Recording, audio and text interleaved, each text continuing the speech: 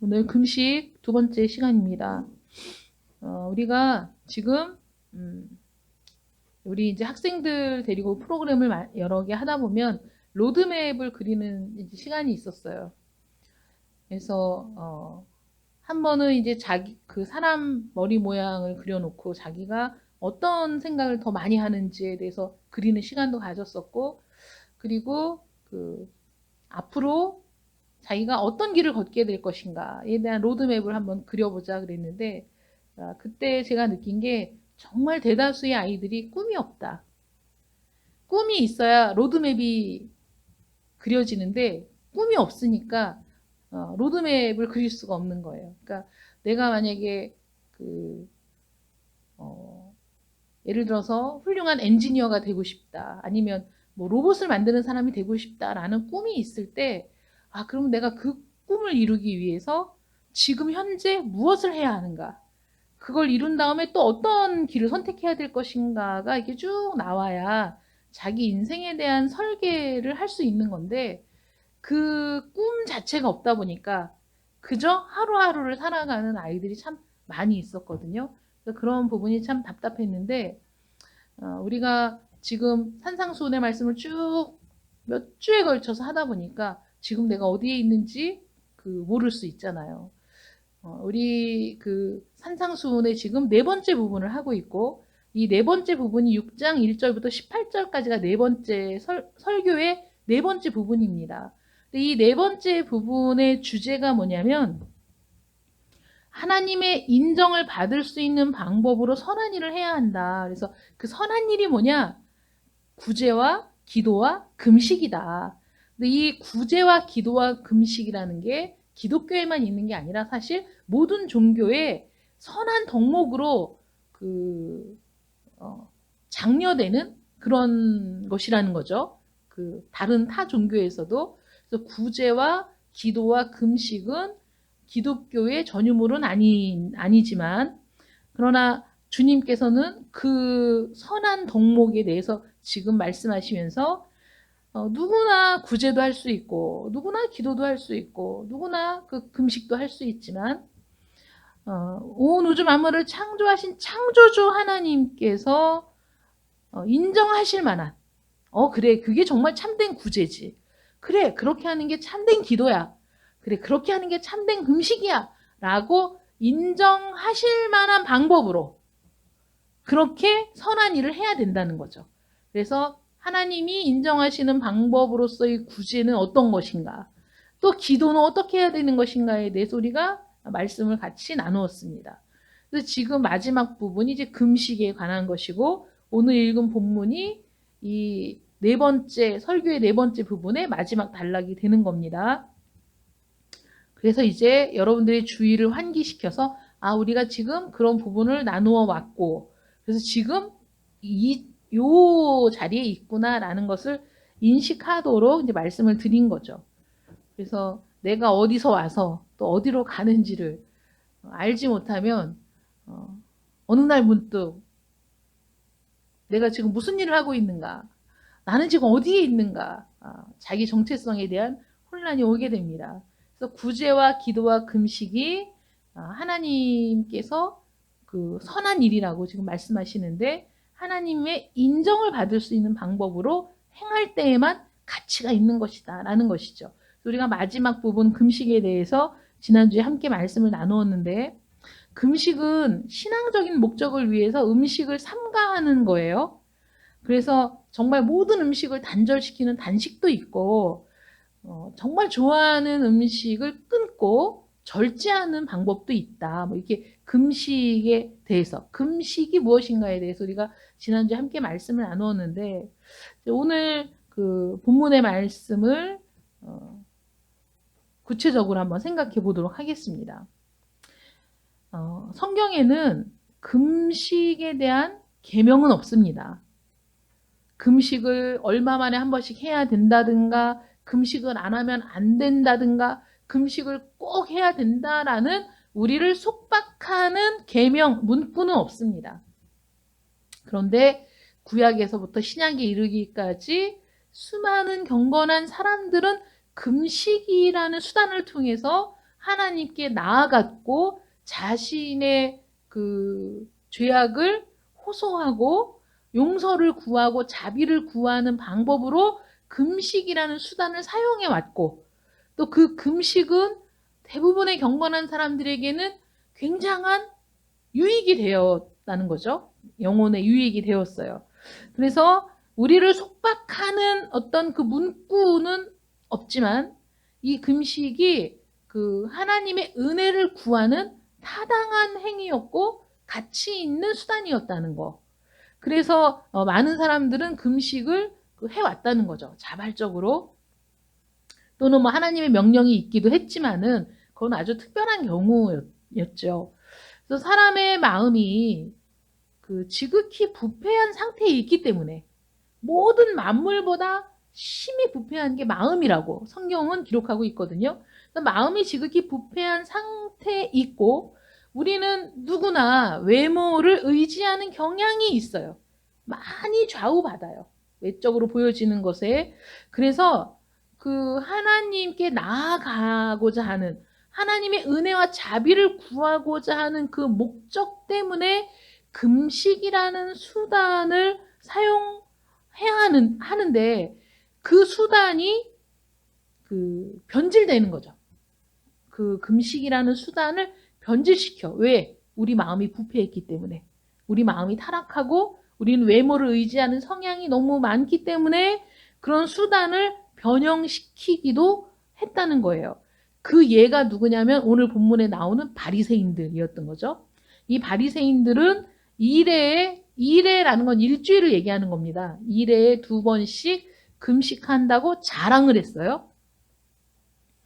근데 원래 이 금식의 의미가 뭐냐면 자기를 낮추고 회개를 표현하는 게 금식이었다. 그래서 하나님의 용서와 자비를 구하는 수단으로 금식을 선택한 경건한 사람들이 많이 있었다라고 말씀을 드렸는데 이 바리새인들은 이걸 자랑을 하는 거예요. 근데 사실 이게 자랑할 일은 아니죠.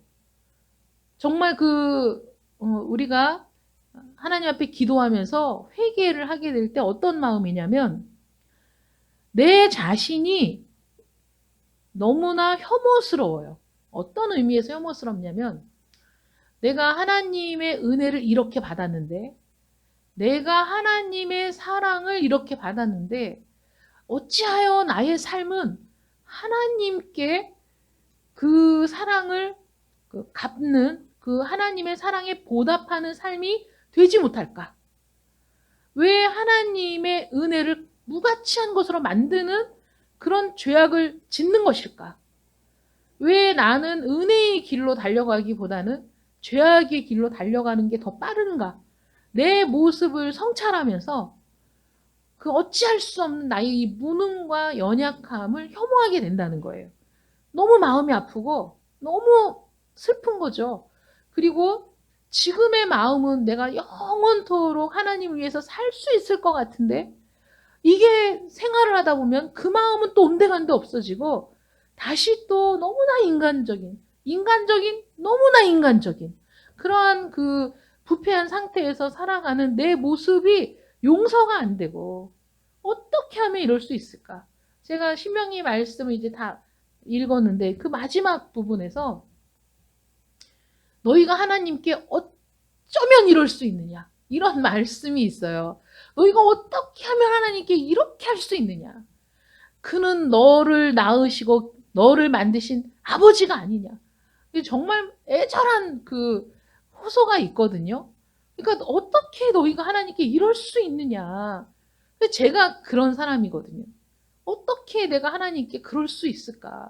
정말 내가 스스로 생각해도 용납이 안 되고 그렇게 죄를 짓는 내 모습을 발견하면서 내 자신이 너무 혐오스러워서 그 나에 대한 그 혐오와 부끄러움과 고통을 하나님 앞에 호소하는 게 그 기도이고 회개의 기도이고 그 회개를 표현하는 수단이 금식이라면 내가 금식을 자랑할 수가 없는 거죠.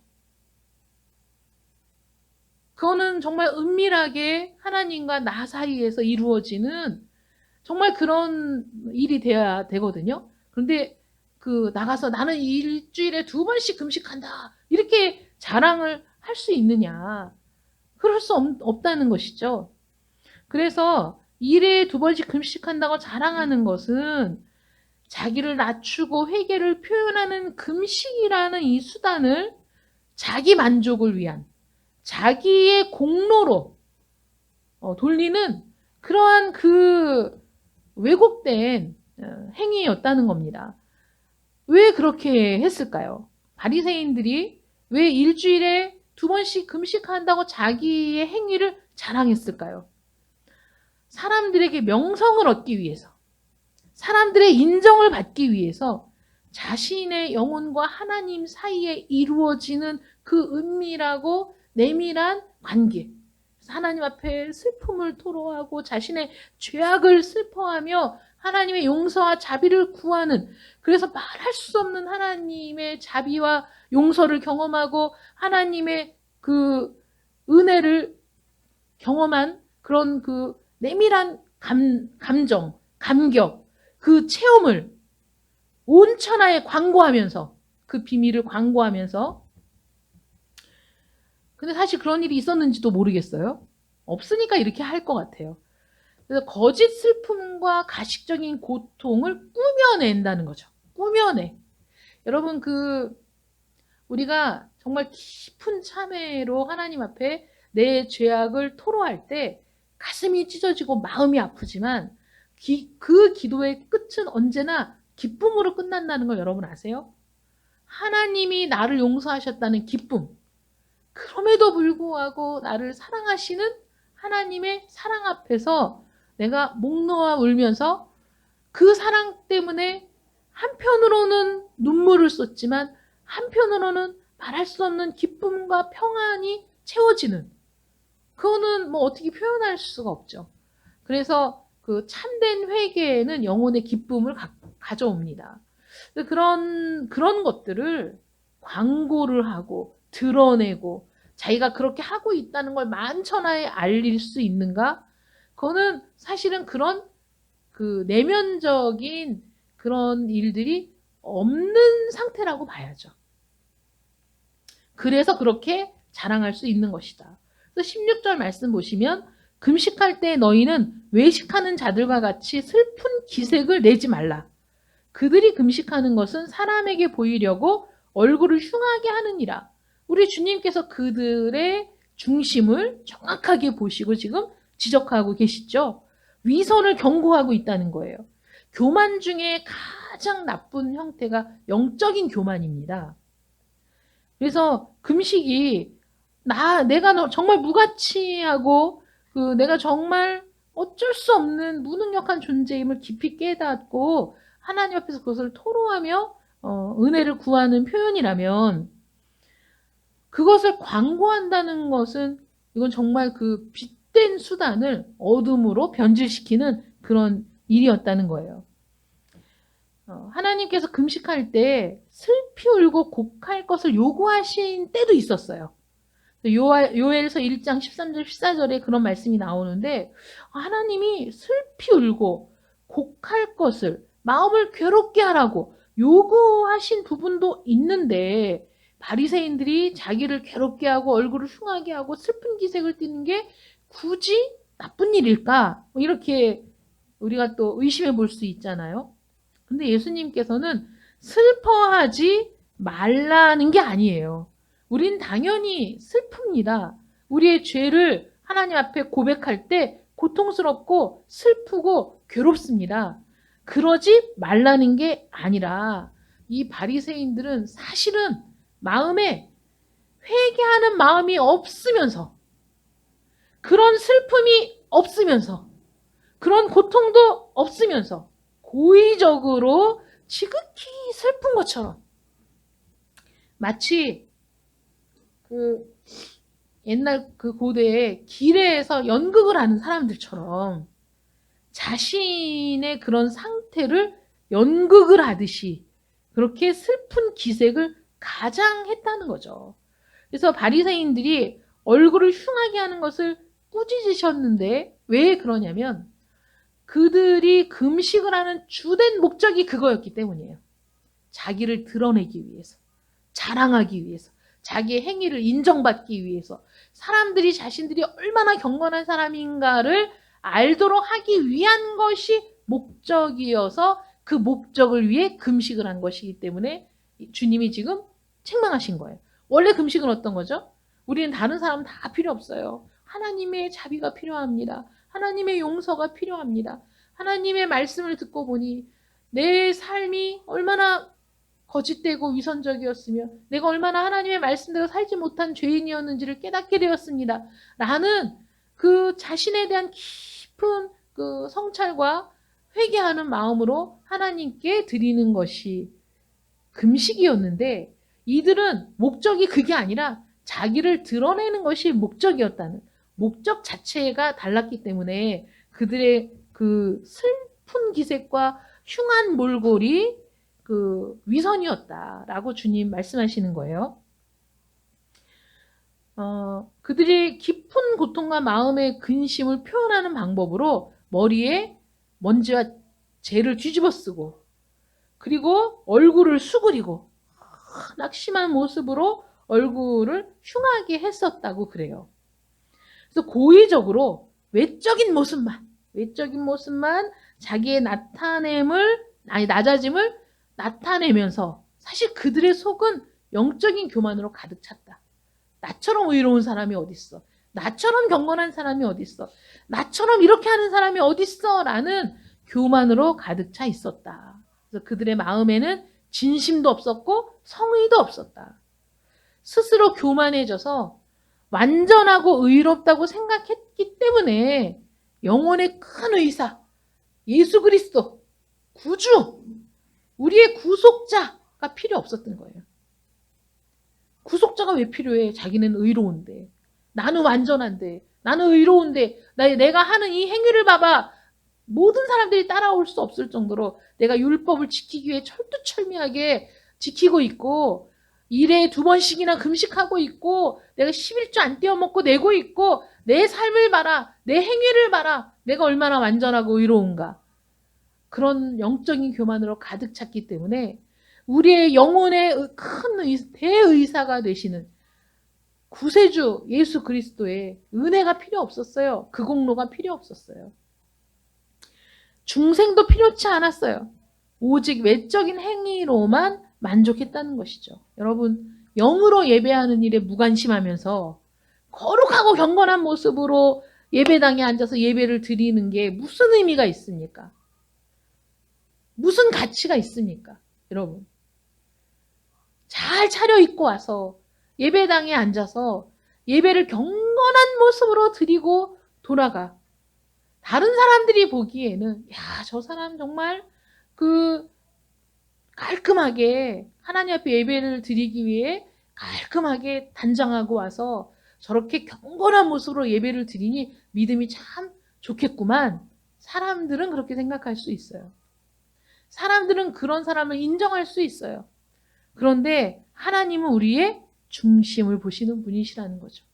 마음에 진심도 없이, 마음에 열정도 없이, 정말 하나님 한 분을 사모하고 바라보는 뜨거운 마음이 없이 그렇게 거룩한 모습으로 앉아서 예배를 드리고 돌아가는 것, 그게 바리새인들과 똑같은 거예요.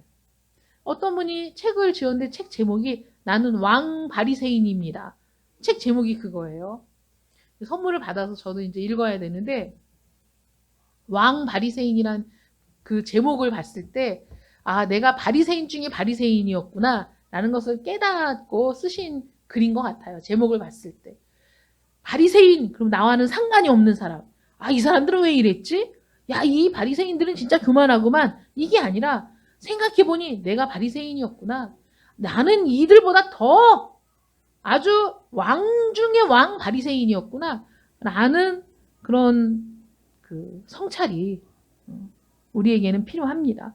구약의 이스라엘 백성들은 하나님의 은혜를 구하는 형식을 취했지만 거기에 참되게 담겨야 할 그들의 마음은 없었어요. 그래서 한편으로는 하나님을 섬기면서 한편으로는 우상을 섬겼던 거예요. 여러분 정말 참되게 하나님을 예배하는 사람이라면 우상을 섬길 수가 있겠습니까? 정말 하나님을 섬긴다는 게 어떤 거죠? 하나님의 말씀을 듣는 거예요. 하나님의 뜻대로 행하는 겁니다. 하나님께서 모세에게 이렇게 명령하세요.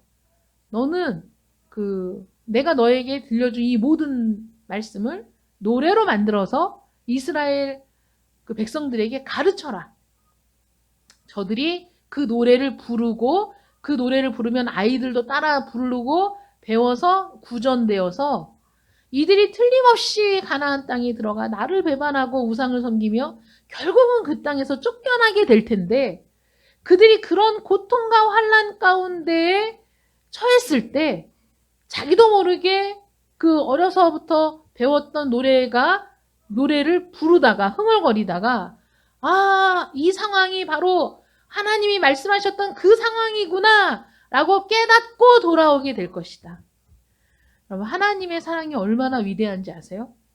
그들이 결국은 하나님을 버릴 걸 아시면서도 그들이 결국은 하나님을 떠나서 우상을 숭배할 걸 아시면서도 그들을 친히 인도하여 가나안 땅으로 들어가신 약속을 지키시는 하나님이시고 또 아브라함과 이삭과 야곱에게 약속하신 대로 그들을 잊지 아니하시고 그래서 그들이 먼 날 하나님을 배반하여 하나님의 진노를 사서 먼 이방 땅으로 끌려간 뒤에라도 그들이 그 말씀을 기억하고 돌아올 기회를 주시는 하나님, 그 하나님의 은혜와 사랑이 얼마나 놀라운지 성경을 읽으면서 눈물 없이는 사실 읽을 수가 없어요. 그래서 그 노래를 다 부르게 해라. 그래서 노래를 가사를 만들어가지고 그 34장인가 35장인가가 그 모세의 노래 부분이거든요. 그 노래를 백성들에게 가르치는 부분이 나옵니다. 그래서 그들이 출애굽해서 그 여정들을 쫙 집약해가지고 나온 가사가 있는데 그 모든 말씀들을 가르치고 나서 하나님이 그러시는 거죠. 어떻게 하나님께 나아갈까? 어떻게 하나님을 예배할까? 걱정하지 말아라. 너희 하나님 여호와께서 너희를 거처 삼으사 너희를 거처를 삼으셔서 너희 마음에 감동을 주셔서 너희가 하나님을 알게 하시고 하나님을 찾게 하신다는 그 말씀을 보면서 제가 그래 우리 이 부족하고 연약하고 죄 많은 인생 가운데 우리 10년 가운데 하나님은 거처를 두셨다. 이게 얼마나 놀라운 은혜입니까? 우리에게 거처를 두셨다는. 그래서 우리를 붙들고 가지 않으시면 우리는 마음이 부패한 사람이라 우리는 심히 거짓되고 악으로 가득한 사람이라 그렇게 붙드시는 은혜가 없이는 하나님을 참되게 예배할 수 없어요. 그래서 하나님의 성령과 진리의 말씀으로 예배하지 않을 때 그 예배는 하나님 앞에 가치가 없는 예배인 거죠. 그러므로 여러분, 교회에 나가서 말씀을 듣고 성찬에 참여하는 외적인 행위만으로 내가 다 했다라고 만족을 얻는다면 그것은 이 바리새인들과 전혀 다를 바가 없는 사람들이다. 똑같은 사람들이다. 내가 충분히 하나님을 섬기고 있다. 이 정도만 하면 됐지. 더 이상 뭘 바라느냐? 이렇게 얘기한다면 그건 바리새인과 다를 바가 없다라는 생각을 여러분들이 하시기를 바랍니다. 하나님을 충분히 섬긴다는 게 어떤 건지 아세요?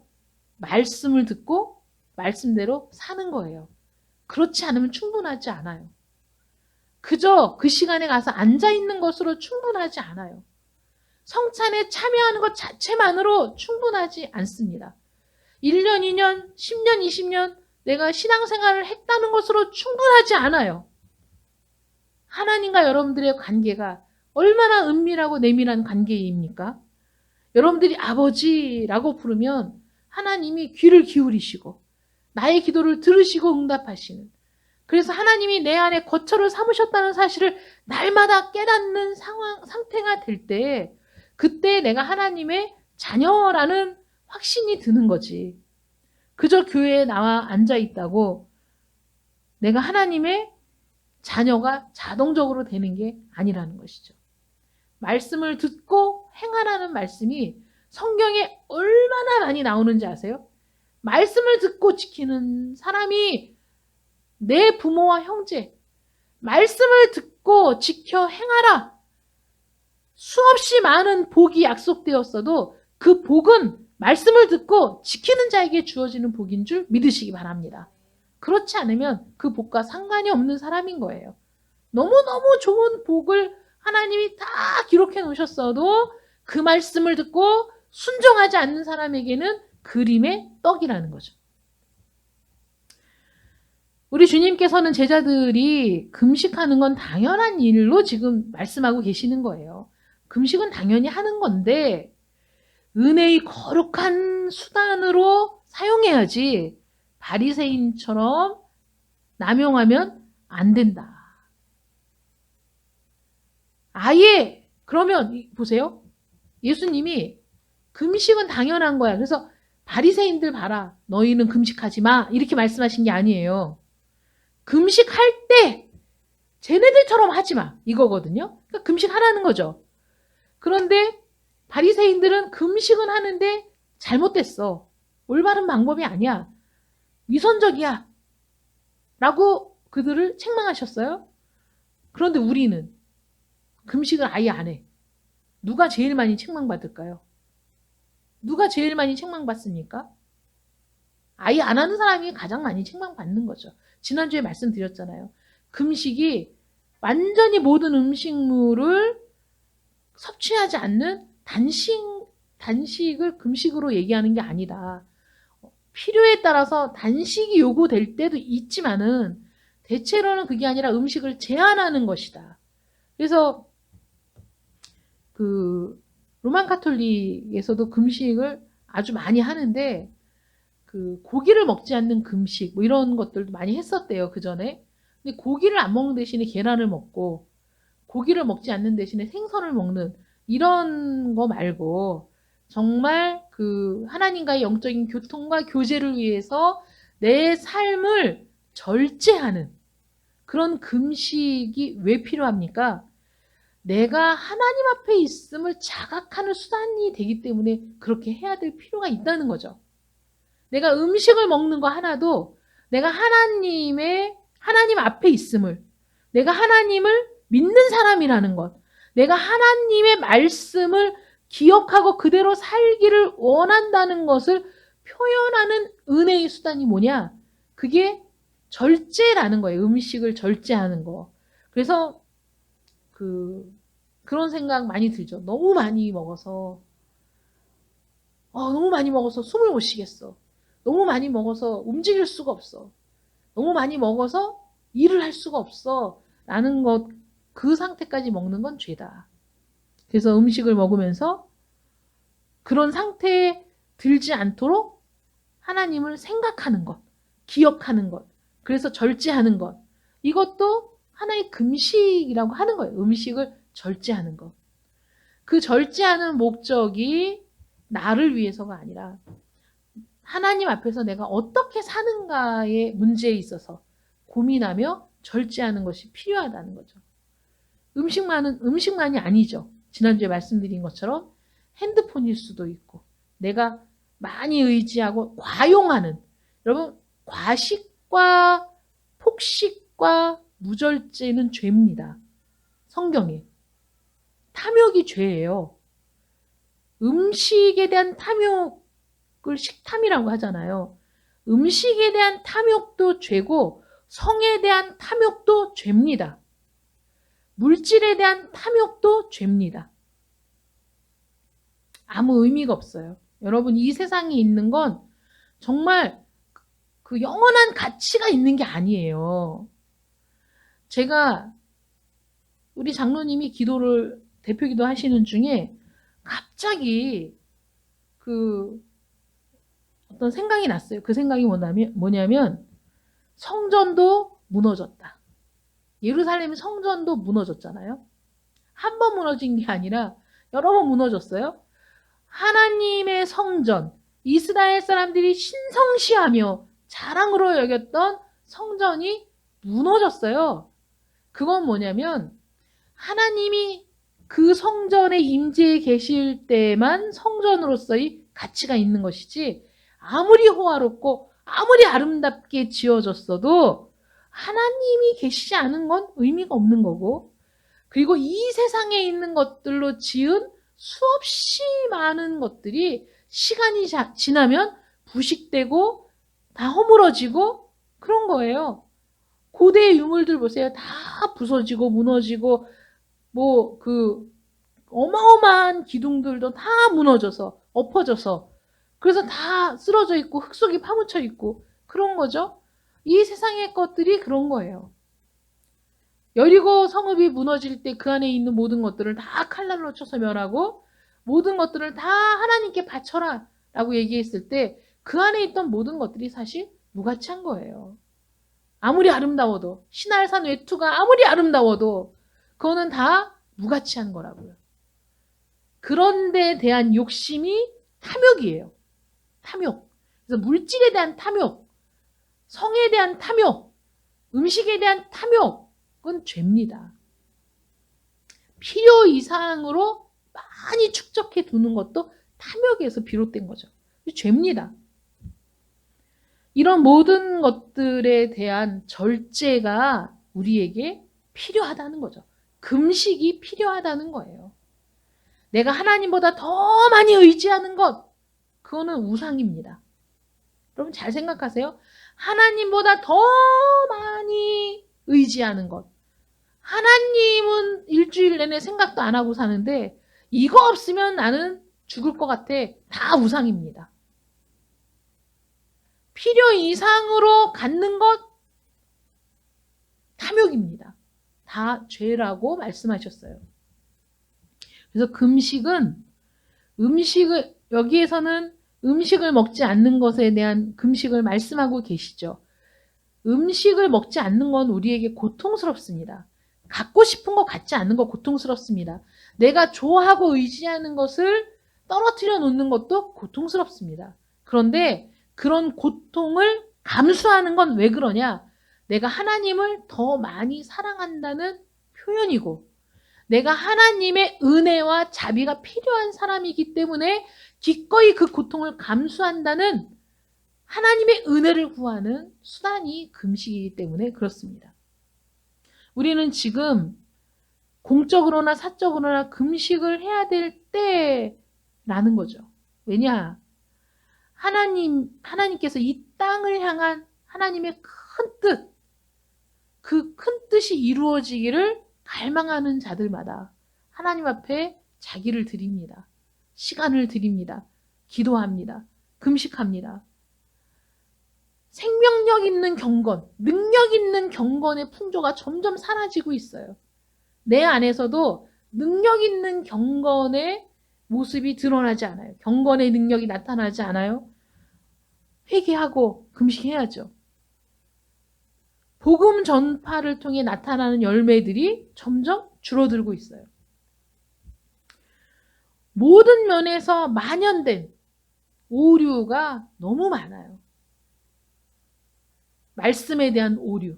이 당시에 바리새인들이 그 수없이 많은 말씀들을 왜곡시켰던 것처럼 지금도 수없이 많은 사람들이 말씀을 왜곡시켜서 본질을 훼손하는 일들이 너무 만연되어 있어요.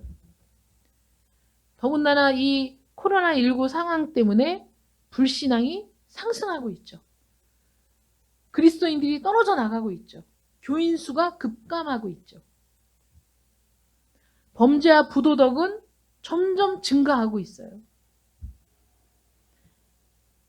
하나님의 심판이다 아니다 말이 많지만 전 세계적인 재앙은 하나님의 심판의 한 부분일 수 있어요. 우리에게 지금 무엇이 중요한가를 묻고 있잖아요. 무엇이 중요한가. 이런 상황에서 우리는 살아남기 위해 예배를 거부하고 이런 상황에서 우리는 다른 사람의 시선을 의식하며 예배를 못 드리고 있죠. 형식적인 이 모여서 드리는 예배의 횟수가 줄어들고 그리고 함께 모여서 예배를 드릴 수 있는 시간들이 짧아지면서 우리가 정말 하나님을 참되게 예배하는 개인 예배가 증가되고 있느냐? 그렇지도 않잖아요. 그래서 사실 우리의 마음이 제가 이런 코로나19 상황에서 다른 그리스도인들의 얘기를 들어보니 많은 사람들이 교회를 떠나고 많은 사람들이 신앙을 잃어버린 상황이지만 그 중에 코로나19 상황이기 때문에 교회를 갈 수 없기 때문에 더 마음이 갈급해서 어떤 분은 그런 얘기를 하더라고요. 자기네는 뭐 교회가 어느 정도 예를 들어서 뭐 500석이면 그 중에 20%만 성전에서 예배를 드릴 수 있잖아요, 지금. 그러면 100명만 들어갈 수 있어요. 그러면 그 본당에서 예배를 드리기 위해서 1시간씩 일찍 간다는 거예요. 거기서 예배를 드리고 싶어서. 그러니까 그 전보다 더 부지런히 준비를 하고 서둘러서 간다는 거예요. 근데 지난주에는 갔는데 못 들어갔대. 자리가 차가지고. 그럼 이제 문을 닫는 거예요. 그 방역 수칙을 지키기 위해서.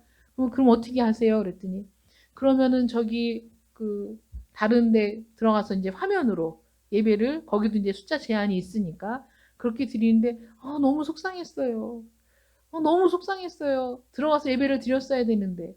그래서 자기는 오히려 그 마음이 더 뜨거워졌다. 성전 예배에 대해 갈망하는 마음이 생겼고 성전에서 예배를 드린 게 얼마나 감사한지에 대해서 자기는 너무 깊이 깨닫게 됐다. 그 얘기를 하시는데 너무 감사했어요. 그래, 그럴 수 있지. 똑같은 상황이지만 왜 어떤 사람은 믿음이 더 뜨거워지는가? 왜 똑같은 상황에서 어떤 사람은 믿음을 저버리는가? 이런 상황들을 보면서 우리의 믿음을 점검하는 계기가 되는구나. 이런 상황이. 내 마음이 어떤가? 내가 정말 하나님께 예배를 드리기를 갈망하고 있는가? 너무 예배를 드리고 싶어서 정말 그렇게 애타는 마음이 있는가? 어떤 분이 그 만화를 그렸어요. 온라인 예배. 첫 주 온라인 예배. 딱 앉아서 예배를 드려. 두 번째 주 소파에 기대서. 세 번째 주 누워서. 네 번째 주는 반바지에 나시티 입고 누워서 처음에는 옷 딱 입고 예배드리고 두 번째 주는 자세가 점점 흐트러지는 거죠. 한 주 한 주 지나가면서 나중에는 그냥 집에서 자고 일어난 모습 그대로 소파에 누워서 우리의 현실, 영적인 현실, 내가 지금 어떤 상황인가를 보여주는 그 앞에서 사실 부끄러움을 느끼는 사람 그 짧은 그림을 보면서 모든 그리스도인들에게 그걸 다 보여줬을 때 부끄러움을 느끼는 그리스도인들이 얼마나 많겠는가.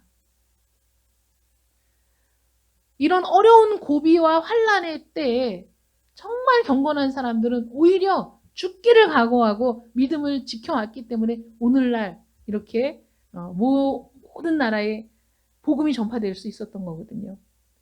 그래서 이런 상황들을 우리가 보면서 하나님 앞에 이 모든 상황들을 기도하고 안타깝고 간절한 마음으로 회복시켜 주시기를 금식하며 절제하며 하나님 앞에 기도해야 될 때가 아닌가 하는 거죠.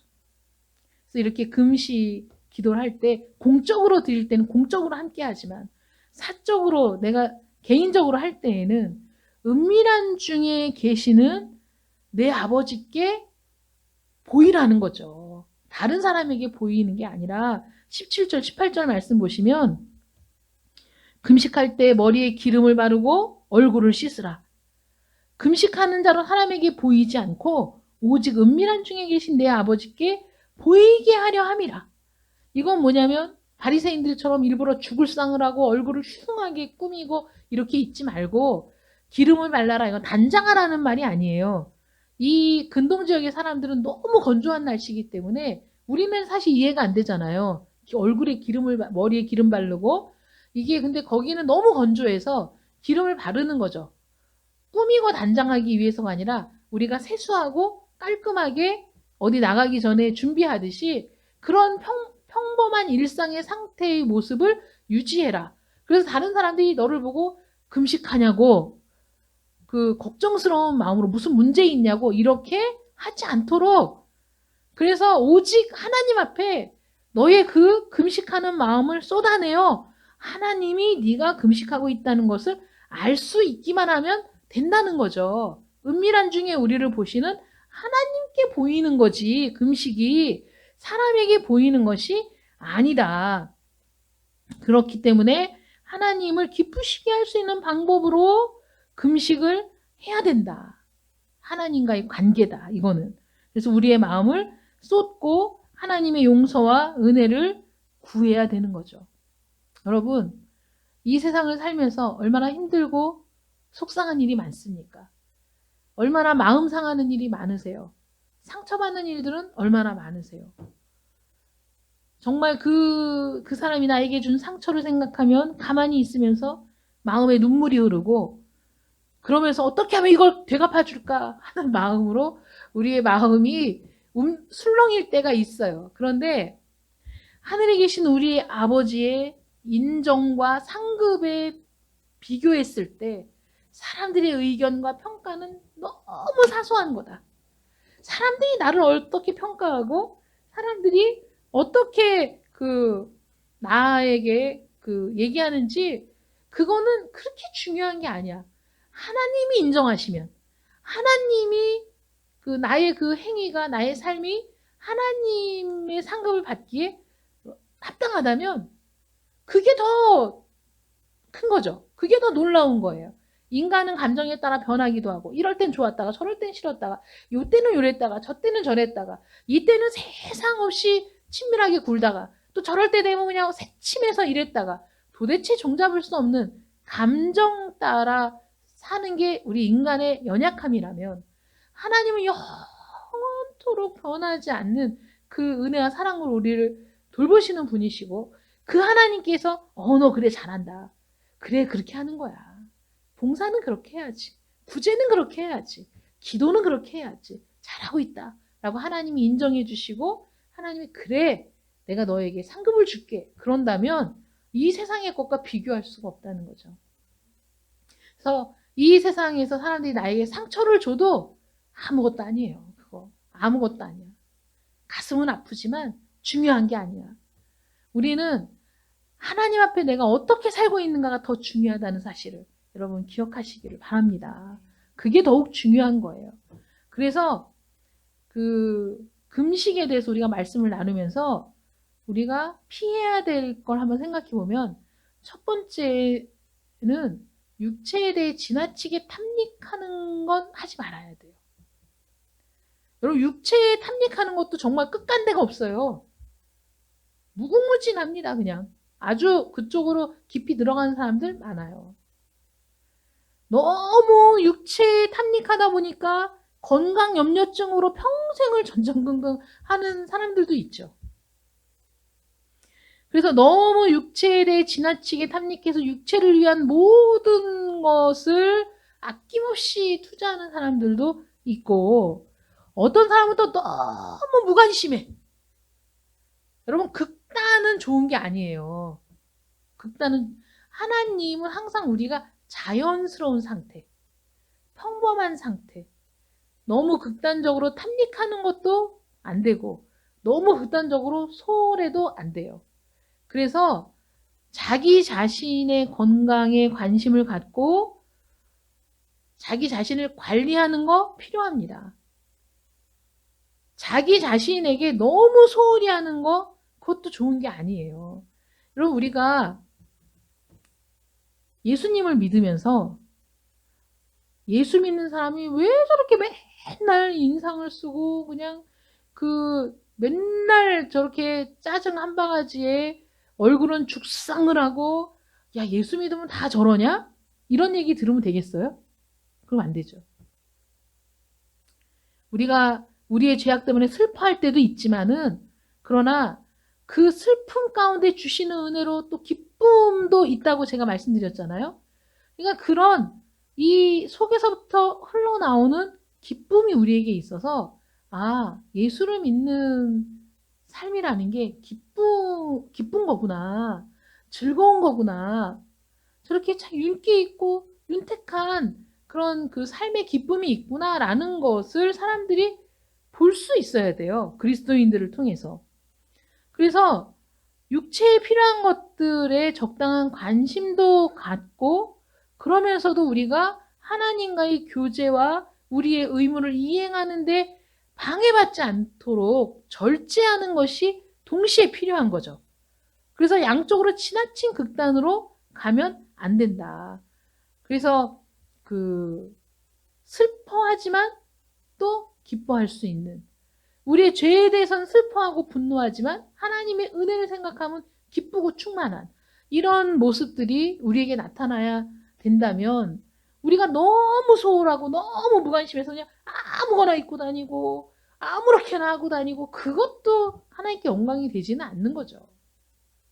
그래서 자기를 잘 관리하는 사람, 그러면서도 지나치게 치우치지 않는 사람, 나를 관리하는 이유가 하나님의 영광을 위해서 해야 된다고 인식하는 사람인 거죠. 그래서 모든 일에 절제하고 금욕하고 금식하고 그리고 내 자신을 더 좋은 상태로 유지하고 관리할 수 있는 여러분들 되시기를 축원합니다.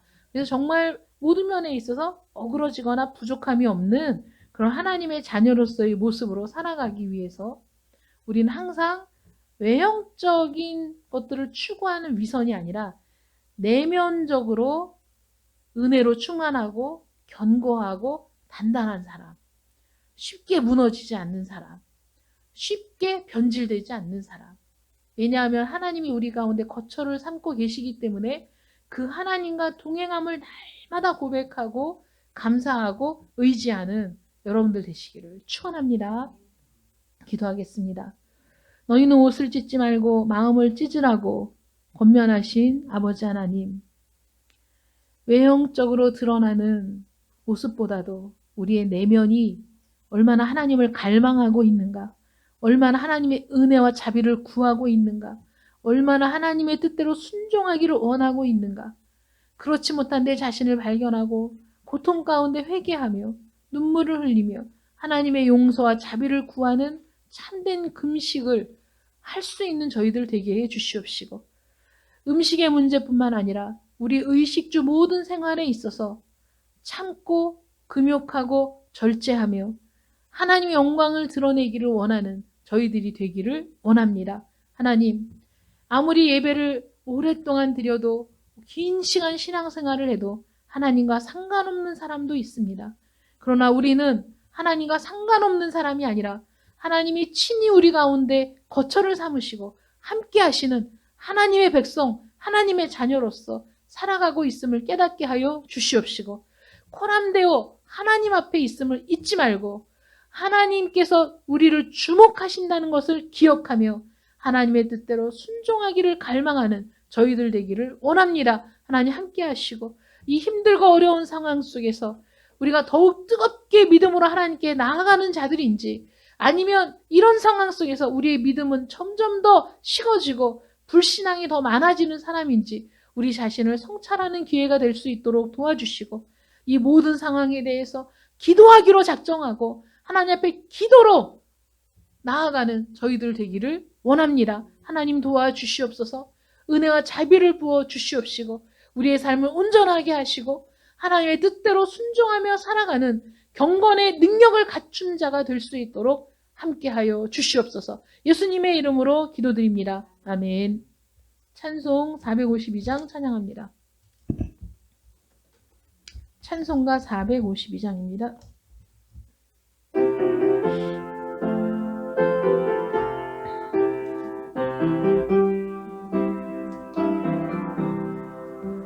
내 모든